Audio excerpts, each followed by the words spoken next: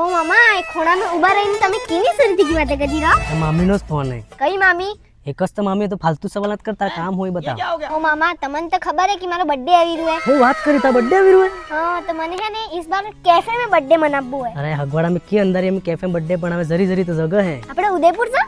ઉદયપુર જાવ પણ તા મમ્મી પરમિશન આલેગા? हां ई बात भी सही है तो હું કરાવ? બે દાડા પહેલા જ અરવિંદભાઈ વિડિયો તો નાખ્યો તો કેફે નો સાગવાડામાં. हां मैं भी दिखा था. લેન જઈને જોઈએ આમ. हां अरविंद भाई वीडियो नाखी तो मतलब असल जगह. अरे मामा तो मोटो कैफे लागी રહ્યો है तो पार्किंग ने हार्किंग ની सब सुविधाएं.